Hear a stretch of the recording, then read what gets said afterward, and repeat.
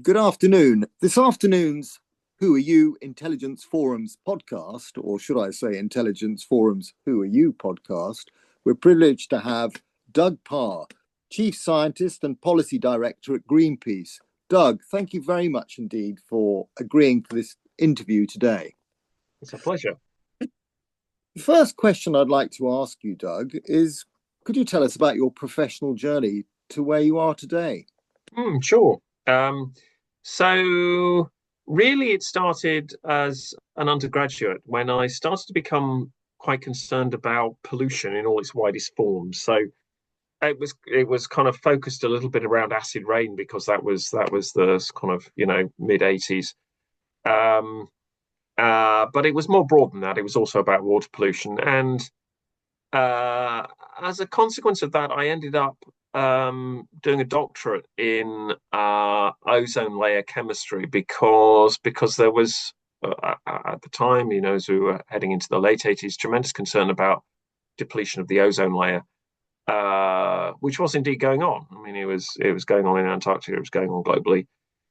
Um, and after a little bit of postdoc, I became convinced, talking to allies and colleagues, as it were, that actually the path of academia was not one for me. And I could have probably done it, but probably been an undistinguished academic somewhere. But actually, it worked much better for me to try and challenge the sort of ways in which we do things. And so I was lucky enough to get a job at Friends of the Earth, working indeed on ozone layer depletion for a couple of years, and then I joined Greenpeace, and that's over 30 years ago now. And I've never got kind of escape velocity from there since, and I've continued to kind of one way or another advise them on technical issues, not always science by any means, but policy does get quite technical around particularly climate, but also around land use and agriculture and things like that. So that's how I landed where I am. It clearly works for you. 30 years, it's a fair stretch of time. And they haven't got rid of me yet. So No, that's good stuff. So, I mean, does tackling climate change create a huge industrial opportunity for Great Britain? well, yes, it does. If we know what we're doing and we focus our efforts well.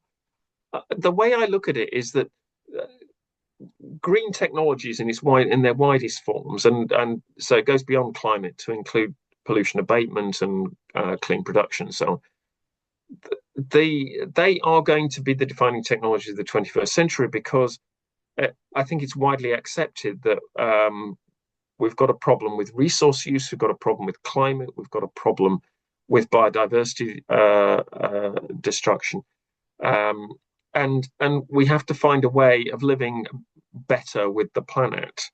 I think the tricky bit comes with, well, how do you actually do that? Now, if you get your clean technologies which are doing a much better job of living alongside those resource constraints, then ultimately that should be a winner. Now, China is doing this par excellence. They recognized probably about a decade ago, possibly more, that depletion of fossil fuels and not wanting to import so much, wanting to increase their energy security, they could convert to electric vehicles. And then their indigenous production of electricity would be what provided their motive power. But they also identified that this was a great way of using a complete shift in powertrain to push out the dominance of the internal combustion engine from America and Europe. And you'd have to say it's going really well for them. And are the internal combustion engine focused majors in cars, vans, lorries? I mean, they're now struggling, right? Because they're up against Chinese technology, which is far better than the West's. Um, and you can see the same kind of thing playing out around solar, around wind turbines, around batteries.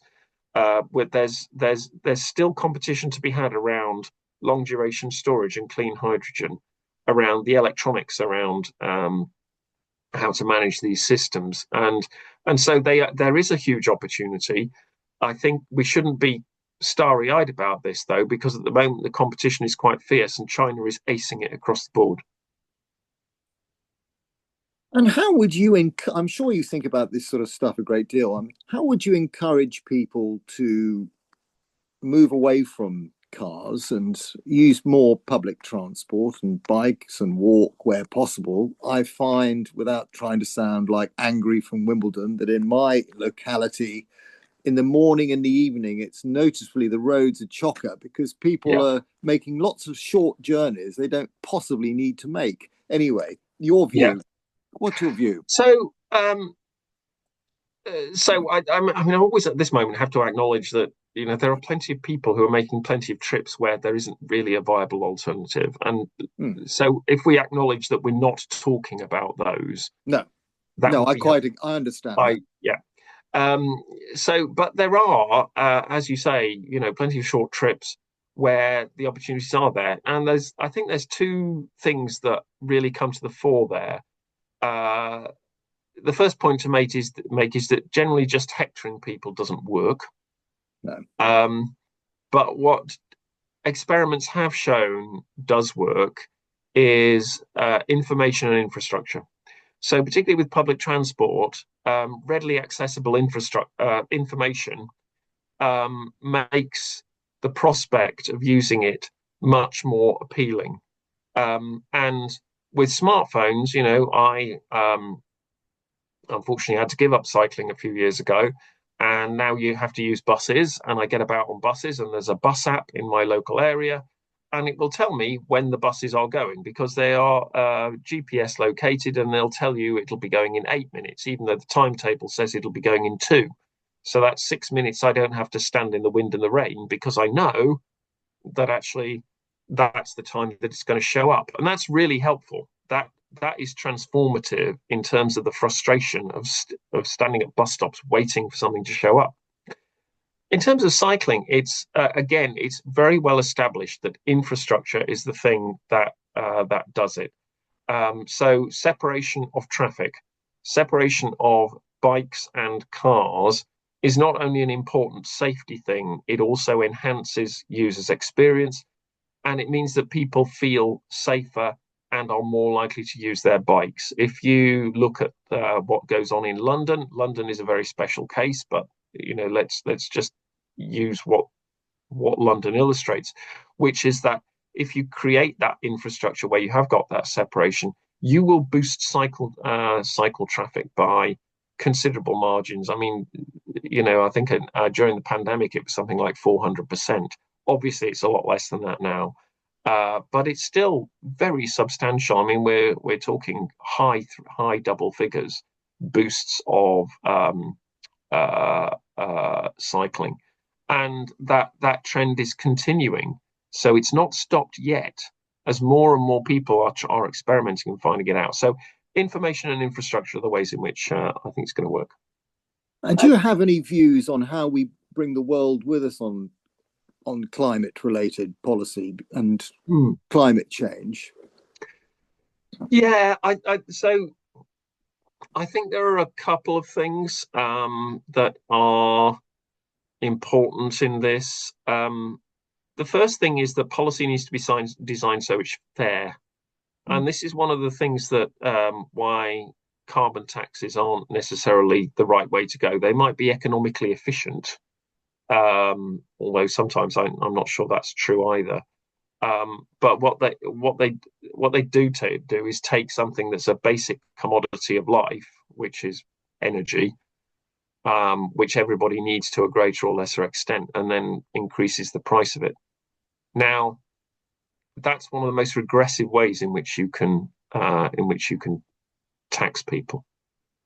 Now, there are ways of kind of trying to handle that and stop that being so unfair, and the tax and dividend approach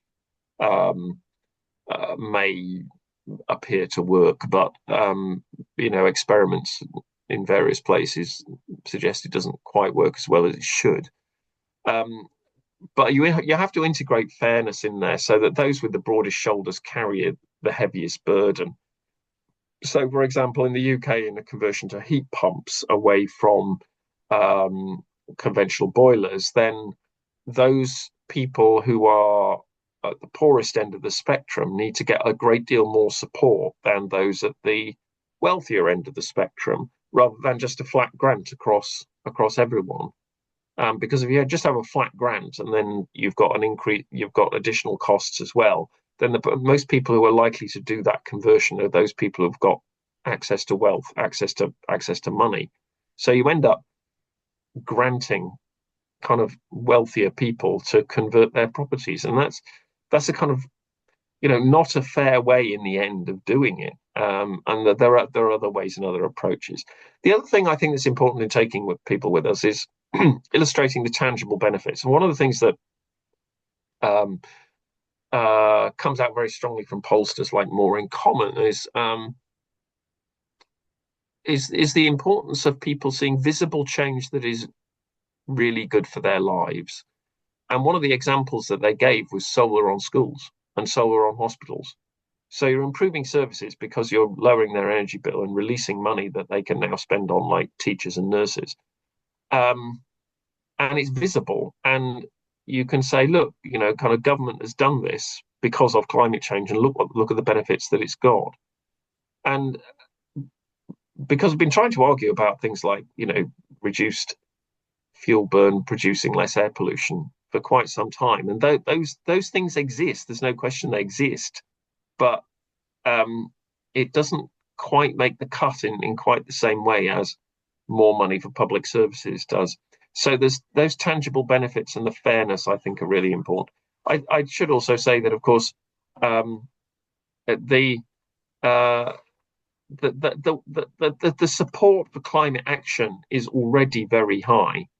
The Guardian recently was running its 89% project about how that's the sort of level of support that climate action already has, with over 50% of the global population willing to pay up to 1% of their income in order to support action. Now, you would never guess that, looking at the way in which climate issues tend to get covered in the UK, America, Europe, etc. So it's not necessarily just about the broader public that's the problem. The problem is as much the political class and the sort of billionaire backers of oil and gas who are the obstacle here. None of which is to say what I've talked about before about fairness and benefits and so on isn't important, but I think we also need to recognise that support is at a pretty high level already, if it can be done right. The last question I'd like to put to you, I apologise for it because I realise we could be here for several days, Right. but I know you'll do your best in a very short time. What policies and practices would you like to see in the agricultural sector? And I'll throw in the oceans as well. Okay. All right. I mean, yeah, as you say, massive. Right. Massive. So sorry. Let's just try and hit some of the high points. So what do we need to do in well, let me start with the oceans, because it sort of segues in quite nicely. So we need to do things about flow of plastic into the ocean. We need to create protected areas. We need large scale high seas protected areas like the Sargasso Sea.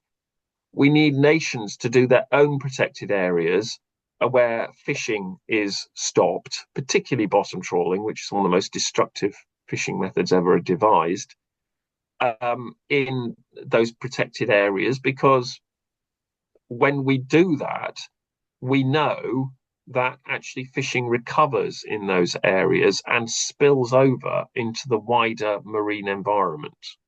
And so actually it is literally a win-win. By stopping fishing, you benefit fishing. Weird, huh? But that's how it works. More generally, to protect the ocean, we need to stop polluting it. If we reduce our use of fossil fuels, then we stop shipping quite so much oil and gas around the world, with reduction in shipping and pollution. That's got to be a good thing. But we've got to stop pollution coming in off the land. And pollution off the land, yes, there's sewage, yes, there's chemical pollution, but there is also agricultural pollution. And so on agriculture, we need to shift away from chemical intensive inputs. Now, the question is, how do you do that in a way that does not compromise yield? Well, one of the ways you do it is to reduce the amount of meat and dairy that's produced, because that's much less land intensive. I think shifting from one place to another, however, is one of those transition challenges that really needs to take the farming community with them, and it needs to take not just the farming community but the rural communities with them. And that's a lot easier said than done, of course. But that, you know, I think England is doing some of the most interesting stuff globally, as far as I can see, in terms of trying to shift policies and practices in the agricultural sector, and is paying. Yes, it's paying people for particular measures like leaving hedgerows or installing hedgerows, wildflower lays to encourage pollinators and so on, and that's good. Some of the most imaginative stuff is at landscape protection level, where there isn't it kind of does what it says on the tin, landscape recovery. And the landscape recovery is of nature right across large areas, which means the collaboration and cooperation between large numbers of landowners and operators in order to increase the amount of nature in the space. And that means reducing those inputs like fertilizer and pesticides, which are so damaging, improving habitats, including wetlands on land, which improves the water retention, so improving resilience, but also reducing flooding and creating different kinds of places for nature to thrive. So, you know, there are actually no shortage of ideas about what needs to be done. I think, as always with these things, the trick is, how do you assemble political coalitions that actually will be willing to deliver on the outcomes that need to happen, and shift the politics and financial commitments in ways that get what we need. Well, Doug Parr, it's been a great privilege to have you on the Intelligence Forum's Who Are You podcast, and thank you for the work you do. Thank you. Absolute pleasure. Thank you.